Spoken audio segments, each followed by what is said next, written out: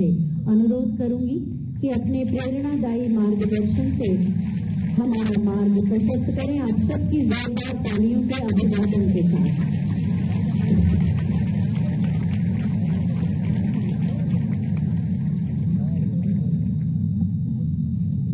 Mission रोजगार के अंतर्गत कृषि विभाग के वरिष्ठ प्राविधिक सहायक ग्रुप ए के नियुक्ति पत्र वितरण के आज के इस कार्यक्रम में मंच पर उपस्थित प्रदेश सरकार में मेरे वरिष्ठ सहयोगी कृषि मंत्री श्री सूर्य प्रताप शाही जी, कृषि विभाग के राज्य मंत्री सरदार बलदेव सिंह गोलक जी, अपर मुख्य सचिव कृषि श्री देवेश चतुर्वेदी जी, कृषि निदेशक श्री विवेक कुमार सिंह जी, कृषि विभाग के सभी अन्य अधिकारीगण और लोक सेवा आयोग, उत्तर प्रदेश लोक सेवा आयोग के द्वारा चयनित नवनियुक्त प्राविधिक सहायक और उपस्थित सभी भाइयों बहनों, मैं सबसे पहले आप सबके चयन के लिए आप सभी नवचयनित कृषि प्राविधिक सहायकों को और आपके सभी के परिवारजनों को, अभिभावकों को हृदय से बधाई देता हूं।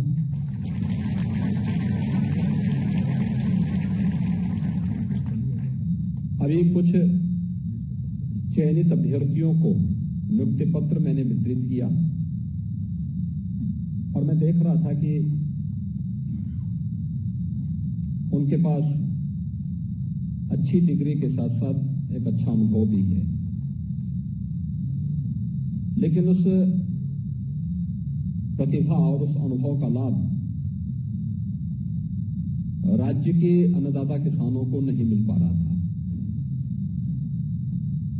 मुझे प्रसन्नता है कि प्रदेश सरकार ने प्रदेश के अंदर वरिष्ठ प्राविधिक सहायक ग्रुप ए के जिन पदों का याचन भेजा था, यहां से लोक सेवा आयोग के लिए भेजा था, उनमें से 50% जिन पदों पर उत्तर प्रदेश लोक सेवा आयोग के द्वारा चयन की प्रक्रिया होनी थी, जो शेष पद हैं वह विभागीय प्रोन्नति के माध्यम से आगे बढ़ेंगे, लेकिन 50% जिन पदों के चयन की प्रक्रिया संपन्न होनी थी, उनमें 431 को आज यहां पर नियुक्ति पत्र वितरण का कार्य हो रहा है। वास्तव में हम एक कृषि प्रधान देश में और उसके सबसे बड़े कृषि प्रधान प्रदेश में निवास कर रहे हैं। उत्तर प्रदेश में आज भी एक बड़ी आबादी की आजीविका का माध्यम खेती किसानी है। उत्तर प्रदेश की अत्यंत उर्वरा भूमि, पर्याप्त जल संसाधन उस प्रकार की संभावनाओं को भी आगे बढ़ाती है और उन संभावनाओं को आगे बढ़ाने के लिए केंद्र और राज्य शासन मिलकर के अनेक प्रयास कर रही है। जैसे प्रदेश के अंदर इन संभावनाओं को आगे बढ़ाने के लिए अन्नदाता किसान को समय पे अच्छी तकनीक मिले, अच्छा बीज मिले, हम समय के अनुरूप अपने अन्नदाता किसानों को भी अपडेट कर सकें, इसके लिए प्रदेश में 6 कृषि विश्वविद्यालय स्थित हैं, जो केंद्र शासन और राज्य शासन के अधीन कार्य करते हुए प्रदेश के अंदर न केवल अच्छे कृषि स्नातक हम प्रदेश और देश को दे सकें, बल्कि अन्नदाता किसानों के सहयोग के लिए हम लोग अच्छे प्रशिक्षित टीम को उन तक पहुंचा सकें। इसके साथ ही प्रदेश में भारत सरकार के सहयोग से 89 कृषि विज्ञान केंद्र भी, जो छोटे जनपद हैं उनमें एक और जो बड़े जनपद हैं उनमें 2 कृषि विज्ञान केंद्र वर्तमान में संचालित किए जा रहे हैं। इनकी भी एक बड़ी भूमिका है, जो खेती किसानी की दृष्टि से किसानों में के प्रशिक्षण के लिए, उन्हें नई तकनीक के बारे में जानकारी देने के लिए, उन्हें समय पे बीज की उपलब्धता के लिए और प्रमाणिक बीज प्राप्त हो इसके लिए तैयार कर सके। इस दिशा में कृषि विज्ञान केंद्रों ने एक बेहतरीन तरीके से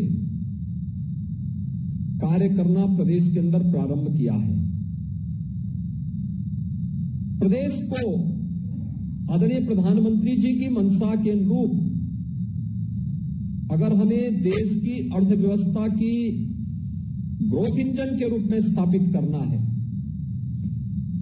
तो उन सेक्टर्स को हमें चिन्हित करना पड़ेगा जहां पर हमारे पास सबसे अच्छी संभावनाएं हैं। और सबसे अच्छी संभावना वाला क्षेत्र उत्तर प्रदेश जैसे राज्य में, उनमें से एक क्षेत्र स्वाभाविक रूप से कृषि का है, खेती किसानी का है। मेरा ये मानना है, मैं बार बार इस बात को कहता हूं कि उत्तर प्रदेश के अंदर जो संभावना है,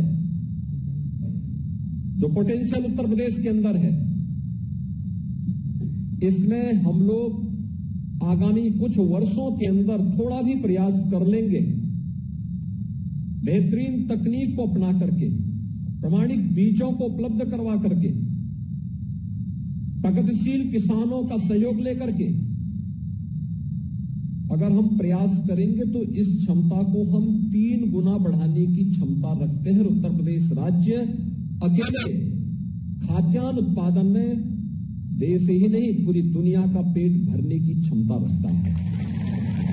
उन संभावनाओं पर कार्य करने की आवश्यकता है। कृषि विकास दर को लगातार डबल डिजिट में ले जाने की तैयारी करना, इसके लिए राज्य शासन ने भारत सरकार के साथ मिलकर के विगत कुछ वर्षों में प्रयास किए हैं। आप सब जानते हैं कि प्रधानमंत्री मोदी जी ने 2014 में देश की बागडोर संभालने के बाद इस दिशा में ढेर सारे प्रयास किए और पहली बार लगा कि अन्नदाता किसान भी किसी शासकीय एजेंडे का हिस्सा है, चाहे वह सॉयल हेल्थ कार्ड की व्यवस्था को उपलब्ध करवाने का कार्य रहा हो, प्रधानमंत्री फसल बीमा की योजना हो या प्रधानमंत्री कृषि सिंचाई की योजना, और दुनिया की किसानों के वेलफेयर के लिए सबसे बड़ी स्कीम प्रधानमंत्री किसान सम्मान निधि। उत्तर प्रदेश जैसे राज्य में 2,54,00,000 से अधिक किसान इस व्यवस्था से लाभान्वित हो रहे हैं, जिन्हें हर वर्ष 6,000 रुपए उनके खाते में भारत सरकार के माध्यम से सीधे भेजने की व्यवस्था की जा रही है। प्रधानमंत्री कृषि सिंचाई योजना, इस योजना के अंतर्गत प्रदेश में हम लोगों ने अब तक विगत 5-5.5 वर्ष के अंदर 22 लाख हेक्टेयर लैंड को सिंचाई की अतिरिक्त सुविधा उपलब्ध करवाई है। सिंचाई की सुविधा किसान को मिले, सरफेस वाटर की कमी उत्तर प्रदेश के अंदर नहीं है, लेकिन उसका उपयोग नहीं होता था, उचित नियोजन नहीं था, खेती तक उस जल को पहुंचाने के लिए माध्यम नहीं थे, उस प्रकार की सुविधा नहीं थी। वर्षों से पड़ी हुई लंबित परियोजनाओं को, पूर्वी उत्तर प्रदेश में सरयू नहर राष्ट्रीय परियोजना 1972 में योजना बनी थी और योजना को पूरा होते होते, जब योजना बनी थी, योजना की कुल लागत 100 करोड़ थी, लेकिन समय पे कार्य न होने के कारण उसकी लागत बढ़ती गई और जब विगत वर्ष हम लोगों ने इस परियोजना को पूरा किया, उस समय तक परियोजना की कुल लागत 10,000 करोड़ रुपए तक पहुंच गई थी, लेकिन फिर भी केंद्र और राज्य शासन ने मिलकर के इस परियोजना को पूरा किया। आज 14 लाख हेक्टेयर लैंड को वहां पर अतिरिक्त सिंचाई की सुविधा उपलब्ध हुई है। ऐसे ही बुंदेलखंड में अर्जुन सहायक या बाण सागर परियोजना बिंदु क्षेत्र में, पश्चिम में मध्य गंगा नहर परियोजना, ये जैसी तमाम परियोजनाएं थी जो दशकों से लंबित पड़ी हुई थी, जहां इन परियोजनाओं को समयबद्ध ढंग से आगे बढ़ाने का काम किया गया, वहीं साथ ही साथ यह भी प्रयास किया गया कि हम आधुनिक तकनीक के साथ साथ अपने अन्नदाता किसान को और भी अच्छे ढंग से आगे बढ़ा सके। आपने देखा होगा अब पद्म पुरस्कार जब प्राप्त होते हैं तो इसमें हमारे प्रगतिशील किसान भी स्थान प्राप्त करते हैं। उत्तर प्रदेश का कोई ना कोई प्रगतिशील किसान कभी बाराबंकी से, कभी वाराणसी से, कभी बुलंदशहर से, कभी सहारनपुर से, कोई ना कोई किसान विगत 8 वर्ष के अंदर इस व्यवस्था का हिस्सा बना है और पद्म पुरस्कार से सम्मानित हुआ है। अगर हम देखेंगे उन प्रगतिशील किसानों के कार्यों को, आप देखेंगे वास्तव में कितना पोटेंशियल है। उन लोगों ने अपनी मेहनत से, अपने प्रयास से कुछ बेहतरीन करके दिखाया है और उन वे सभी बेहतरीन जो दिखती हैं वो उन ढेर सारी संभावनाओं को प्रदेश के अंदर बताती है कि इस दिशा में हम भी प्रयास कर सकते हैं। अब जैसे प्रदेश के अंदर वर्तमान में हम लोगों ने, किसान अक्सर इस बारे में चर्चा करते थे कि बिजली के बिल हमारे आ रहे हैं। 2017 के पहले तो बिजली ही नहीं मिलती थी, लेकिन 2017 के बाद जब बिजली देनी प्रारंभ भी हुई, जब उसमें शिकायत हुई, तो विगत वर्ष सरकार ने भी निर्णय लिया। हम लोगों ने बिजली के खासतौर पर निजी जो किसानों ने ट्यूबवेल के कनेक्शन लिए थे, उसमें सरकार ने कुछ सब्सिडी दी और अब हम लोग सोलर पंप लगा करके, सोलर पैनल दे करके किसान को मुफ्त में बिजली उपलब्ध करवाने की इस व्यवस्था के साथ जोड़ रहे हैं। और अन्नदाता किसान चाहेंगे तो इसके माध्यम से भी वो अपनी इनकम को बढ़ाने का कार्य कर सकते हैं, क्योंकि अब राज्य शासन ने अपनी पॉलिसी के अंतर्गत नेट बिलिंग और नेट मीटरिंग की कार्रवाई को आगे बढ़ा दिया है, एक पॉलिसी को स्वीकार कर लिया है। इसका लाभ हमारा अन्नदाता किसान भी पीएम कुसुम योजना के अंतर्गत ले सकता है और 30,000 किसानों को इस बार सोलर पैनल उपलब्ध करवाने की व्यवस्था के साथ डबल इंजन की सरकार वर्तमान में कार्य कर रही है। लेकिन उसमें ये सभी योजनाओं का लाभ वास्तव में किसान को मिले और हर बार एक ही किसान को एक ही गांव में नहीं, अलग अलग जगह पूरे प्रदेश के अंदर सभी लोगों को मिले, पात्रता के हिसाब से मिले। इसमें एक बड़ी भूमिका आपकी हो सकती है। दूसरा, उन्हें तकनीक उपलब्ध कराने में आपकी बड़ी भूमिका हो सकती है। तीसरा, हमें समय के अनुरूप चलना होगा। आपने देखा होगा कोरोना जैसी महामारी का सामना पूरी दुनिया ने किया। कोविड प्रबंधन भारत का सबसे बेहतरीन था। एक सेक्टर ऐसा था जो कोरोना के समय में ही जिसकी प्रोडक्टिविटी पर कोई असर नहीं पड़ा, वो कृषि का क्षेत्र था। और कृषि वास्तव में, अगर कृषि के क्षेत्र में हमारा अन्नदाता किसान कार्य नहीं करता, कृषि वैज्ञानिक कार्य नहीं करते, दुनिया इस महामारी से भूखमरी की कगार पर पहुंच गई होती। लेकिन भारत को छोड़ दें तो दुनिया के अंदर कृषि की स्थिति बहुत अच्छी नहीं रही, क्योंकि जिनकी निर्भरता फर्टिलाइजर, केमिकल और पेस्टिसाइड पर ज्यादा थी, उनकी हालत खराब हो गई, क्योंकि फर्टिलाइजर का उत्पादन नहीं हुआ, सप्लाई चेन रुक गई, तो स्वाभाविक रूप से खेती किसानी पर असर पड़ा। और उसका एक बेहतरीन विकल्प प्रधानमंत्री मोदी जी ने नेशनल प्राकृतिक खेती मिशन के माध्यम से इस कार्यक्रम को आगे बढ़ाने का कार्य किया। नेचुरल फार्मिंग मिशन को आगे बढ़ा करके इस कार्यक्रम को गति देने की कार्रवाई को यूनियन बजट का हिस्सा बनाया। हम भी उस दिशा में प्रयास कर सकते हैं, हम भी उसका लाभ ले सकते हैं। और खासतौर पर जो उस व्यवस्था का हिस्सा है कि कम लागत में, जो प्रधानमंत्री जी ने बार बार कहा है अन्नदाता किसानों की आमदनी को दोगुना करना, ये संभव है, हुआ है। लागत का 1.5 गुना अगर किसान को एमएसपी मिलने लग गई है तो आप ये मान करके चल सकते हैं कि यह संभव है। हम उसकी फर्टिलाइजर, केमिकल और पेस्टिसाइड की लागत को कम कर दें। अगर आप केमिकल, फर्टिलाइजर और पेस्टिसाइड का उपयोग करते हैं तो इससे जो लागत पर एकड़ पड़ती है, अगर नेचुरल फार्मिंग से जीवामृत और घनामृत आदि का उपयोग करते हुए आप इसका उपयोग, इस खेती को करेंगे तो पैदावार में भी बेहतरीन होगा, लेकिन साथ साथ लागत भी कम आएगी और काफी कम लागत उसमें पर एकड़ 12 से 14 हजार रुपये की बचत किसान को अब तक देखने को मिला है, जहां पर जिन प्रगतिशील किसानों ने इस दिशा में प्रयास किया। और इसलिए नेशनल जो मिशन भारत सरकार ने इस कार्यक्रम के तहत आगे बढ़ाया है, नेचुरल फार्मिंग के अभियान को आगे बढ़ाने के लिए लिया है, इसमें राज्य सरकार ने भी अपने गंगा के तटवर्ती 27 जनपदों को इसके लिए चयन किया है। बुंदेलखंड के 7 जनपदों को हमने इसके साथ लिया है और हमारा प्रयास है कि यह इन सभी जनपदों को हम जोड़े। वहां पे हम लोग टेस्टिंग लैब स्थापित कर रहे हैं, वहां पर हम लोग अन्य प्रकार से उन्हें सुविधा संपन्न करने की कार्रवाई कर रहे हैं। मास्टर ट्रेनर उपलब्ध कराए जा रहे हैं। 2020 से इस कार्यक्रम के साथ हम लोग जुड़े हुए हैं, लगातार ये कार्यक्रम चल रहे हैं। बहुत सारे अन्नदाता किसानों ने इस दिशा में बहुत अच्छे प्रयास भी किए हैं। हमें भी समय के अनुरूप अपने आप को तैयार करना होगा, लोगों को बताना पड़ेगा। आज इसकी डिमांड है।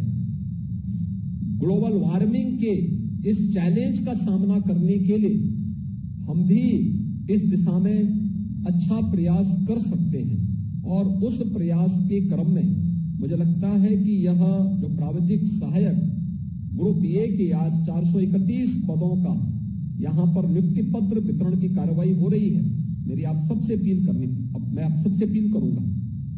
आपने देखा होगा कि आपकी जो परीक्षा हुई है उत्तर प्रदेश लोक सेवा आयोग ने की। उत्तर प्रदेश लोक सेवा आयोग आज से 5 साल पहले एक बदनाम केंद्र बन गया था। उसके नाम से ही लोग और युवा, उसके मन में एक चिढ़ पैदा होती थी।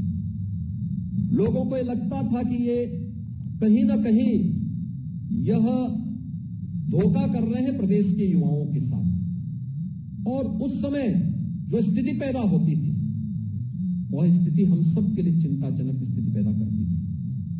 प्रदेश का युवा आंदोलन था। आज 6-7 साल पहले की स्थिति क्या थी? सीबीआई की इंक्वायरी करानी पड़ी थी, ढेर सारी चीजें सामने आई थी।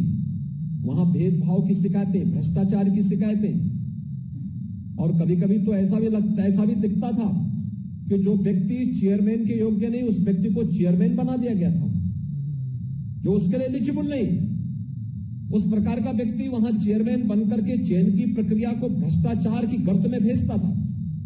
लेकिन पिछले 5-5.5 वर्ष के अंदर आपने देखा होगा चयन की प्रक्रिया में बिना भेदभाव की पूरी ईमानदारी और पूरी पारदर्शिता के साथ ये चयन की पूरी प्रक्रिया हुई। और चयन की प्रक्रिया को संपन्न करने के बाद नियुक्ति की प्रक्रिया वेरिफिकेशन के बाद आज संपन्न भी हो रही है। ये नियुक्ति की प्रक्रिया के साथ आप सब जुड़ रहे हैं। अगर आपको चयन की पूरी प्रक्रिया में पूरी ईमानदारी और पारदर्शिता मिली, नियुक्ति पत्र में आपको उसी एनआईसी के पोर्टल का उपयोग करते हुए पूरी ईमानदारी के साथ नियुक्ति पत्र भी वितरित किए जा रहे हैं, और आपके फिर नियुक्ति के लिए आपको उन क्षेत्रों में जहां पे आपको अपने क्षेत्र में कार्य करना है वहां पर उसी पारदर्शी तरीके से कार्यक्रम को आगे बढ़ाया जा रहा है। शासन भी आपसे अपेक्षा करता है कि आप उसी ईमानदारी और पारदर्शी तरीके से प्रदेश के विकास में अपना योगदान दे करके प्रदेश के कृषि क्षेत्र में विकास की रफ्तार को डबल डिजिट में पहुंचाने में अपना योगदान दें। ये कार्य आप बहुत अच्छे ढंग से संपन्न कर सकते हैं। अन्नदाता किसानों के साथ बेहतरीन संवाद बना करके उन्हें सदैव इस व्यवस्था के साथ जोड़े रखना, यह भी हमें इसके साथ आगे करना, इसके लिए अपने आप को तैयार करना होगा। इसके लिए हम हमेशा अपने को अपने स्वयं को जिस फील्ड में हम काम कर रहे हैं उस फील्ड में कार्य करते हुए न केवल अपनी फील्ड की जानकारी बल्कि केंद्र और राज्य शासन की इस क्षेत्र में विभिन्न प्रकार की जो योजनाएं आती हैं, जो स्कीम है, उनकी जानकारी लेना, प्रगतिशील किसानों के साथ बैठना, किसानों के समूह को इसके लिए अपडेट करना और लगातार उनके साथ संवाद बना करके शासन की योजनाओं का लाभ उन तक पहुंचाने की कार्रवाई को आगे बढ़ाने के साथ अगर हम जुड़ सकेंगे तो बेहतरीन परिणाम आ सकते हैं। मेरा ये मानना है कि जो हम लोग बार बार इस बात को कहते हैं, प्रधानमंत्री जी के मंशा के अनुरूप कि भारत की इकोनॉमी $5 ट्रिलियन की इकोनॉमी बनेगी। उत्तर प्रदेश जैसा राज्य उसमें $1 ट्रिलियन की इकोनॉमी बनकर के योगदान देगा। स्वाभाविक रूप से हमारा भी दायित्व बनता है कि हम भी जिस क्षेत्र में कार्य कर रहे हैं उसमें हम भी इसमें अपना योगदान दे सकें। कृषि क्षेत्र में विकास की दर को बढ़ा करके, अन्नदाता किसान के जीवन में परिवर्तन ला करके, शासन की योजनाओं से उन्हें जोड़ करके, विभिन्न प्रकार की योजनाओं की जानकारी उन्हें उपलब्ध करवा करके हम भी अपनी जिम्मेदारियों का निर्वहन करके अपने प्रदेश के बारे में, अपने जनपद के बारे में बहुत कुछ जानकारी दे सकते हैं। आज मैं देखता हूं प्रदेश के अंदर कहीं भी मैं जाता हूं, हमारे प्रगतिशील किसानों ने बहुत सारी जगह बहुत अच्छा काम किया है। प्रधानमंत्री जी अपने मन की बात के कार्यक्रम में बहुत बार इसका उल्लेख भी करते हैं, बहुत बार करते हैं। मैं देखता हूं कोई किसान सुल्तानपुर में ड्रैगन फ्रूट का उत्पादन कर रहा है, कोई किसान किसी अन्य फील्ड में काम कर रहा है, अलग अलग प्रकार से। और मैं तो अभी बिजनौर में गया, मुझे वहां एक प्रगतिशील किसान मिले और उनकी सफलता की कहानी को हमने वहां देखा, कैसे उन्होंने 6 एकड़ खेती में सफलता की एक नई कहानी कढ़ी। वो वास्तव में हर एक अन्नदाता किसान के लिए प्रेरणादायी हो सकता है कि उन्होंने एक 6 एकड़ खेती में 1 करोड़ प्रति वर्ष की कमाई वह किसान अकेले बिजनौर जनपद में कर रहा है। एक किसान मुझे मुरादाबाद में ऐसा मिला जिसने अपने क्षेत्र में कार्य करते हुए अपनी खेती को ही उन्होंने एक्सपोर्ट का एक माध्यम बनाया। हम भी उसमें सहायक हो सकते हैं, ढेर सारे किसानों को इसके लिए प्रेरित कर सकते हैं, सफसली लेने के साथ उसे जोड़ सकते हैं। नेचुरल फार्मिंग की जो वर्तमान व्यवस्था है इसके साथ जुड़ करके खेती की लागत को हम भी कम करने में सहायक हो सकते हैं। खेती किसानी के साथ साथ बागवानी के लिए, सब्जी साग भाजी उत्पादन करने के लिए और साथ साथ पशुपालन के क्षेत्र में भी उन्नत पशुधन हो, इसके में भी हम भी सहायक बन सकते हैं, उनको सहयोग कर सकते हैं, उनके सहायक बनकर के शासन की स्कीम के साथ जोड़ करके हर एक व्यक्ति को उसके साथ जोड़ने में योगदान दे सकते हैं। प्रयास करना होता है। आपका कार्य आपका एक मॉडल बन सकता है और फिर वह आपके नाम से जाना जाएगा। लोग उसके बारे में आपको बार बार याद करेंगे कि उस व्यक्ति ने यहाँ पे इस रूप में काम किया था और उसके परिणाम ये हमारे सामने इस रूप में सामने आए हैं। हमें उसके लिए अपने आप को तैयार करना पड़ेगा और मुझे विश्वास है कि शासन की मंशा के अनुरूप एक पूरी ईमानदारी और प्रतिबद्धता के साथ कार्य करना, केंद्र और राज्य शासन की किसानों से संबंधित, खेती किसानी से संबंधित जितनी भी स्कीम है, इन सबको जानकारी रखना, फिर अन्नदाता विभागीय योजनाओं के साथ साथ अन्नदाता किसानों के साथ बेहतरीन संवाद बनाना, फील्ड विजिट करना, ये केवल कार्यालयी औपचारिकता तक सीमित न हो, बल्कि फील्ड में जाकर के लोगों के साथ मिलना, संवाद बनाना, और उसमें हम कुछ नया क्या कर सकते हैं, इसमें भी अगर आप थोड़ा बहुत योगदान दे सकेंगे तो हम उत्तर प्रदेश को देश की इकोनॉमी के ग्रोथ इंजन के रूप में आगे बढ़ाने में हमें भारी सफलता प्राप्त हो सकती है। दूसरा कार्य है, हम लोगों ने वर्तमान में प्रदेश के अंदर 100 विकास खंडों को, जिन्हें एस्पिरेशनल विकास खंड के रूप में हम लोगों ने नीति आयोग के सहयोग से चयनित किया है। यह आकांक्षात्मक विकास खंड है जिनकी विकास की दर अन्य विकास खंडों की तुलना में कमजोर है। उन्हें सामान्य विकास खंडों की तर्ज पर विकास की रफ्तार के साथ जोड़ने के लिए हमने 100 ऐसे विकास खंड चिन्हित किए हैं जिन पर अतिरिक्त प्रयास करना है। आप में से बहुत सारे प्राविधिक सहायक उन एस्पिरेशनल विकास खंड में जाएंगे। वहां पे हमने पहले से एक सीएम फेलोज की भी तैनाती की है, जो हमें हर दिन की घटना के साथ वहां बताता है कि शिक्षा के क्षेत्र में क्या हो रहा है, स्वास्थ्य के क्षेत्र में क्या हो रहा है, कृषि और जल संसाधन के क्षेत्र में क्या हो रहा है, स्किल डेवलपमेंट और रोजगार के क्षेत्र में क्या हो रहा है, फाइनेंशियल इंक्लूजन में क्या हम वहां पे प्रगति कर रहे हैं। ये जो 6 पैरामीटर दिए गए हैं, इन 6 पैरामीटर पर वहां पर कार्य हो रहा है। और उस पैरामीटर के साथ जो मैंने बताया कि एक प्रमुख पैरामीटर प्रदेश, उत्तर प्रदेश जैसे राज्य की दृष्टि अगर आप देखेंगे तो उसमें कृषि और जल संसाधन भी है। ये 6 पैरामीटर हैं और उस 6 पैरामीटर को हम हर महीने, मुख्यमंत्री कार्यालय देखता है, लेकिन नियोजन विभाग जो उसका नोडल विभाग है वह हर सप्ताह उसकी मॉनिटरिंग कर रहा है। संबंधित विभाग प्रतिदिन उस चीज की समीक्षा कर रहे हैं शासन स्तर पर भी, और मुझे लगता है कि उसमें आपकी बड़ी जिम्मेदारी होगी उन विकास खंडों में जाकर के बेहतरीन प्रदर्शन करने के लिए अपने आप को तैयार करना, और वहां पर हम लोग उन विकास खंडों को सामान्य विकास खंडों की तर्ज पर विकसित करने में हम लोग भी योगदान दे सकते हैं। मुझे लगता है कि अगर विकास की प्रक्रिया सब जगह समान रूप से हो तो स्वाभाविक रूप से कहीं भी कोई अव्यवस्था की शिकायत नहीं करेगा, और हमें उस दिशा में प्रयास करना चाहिए।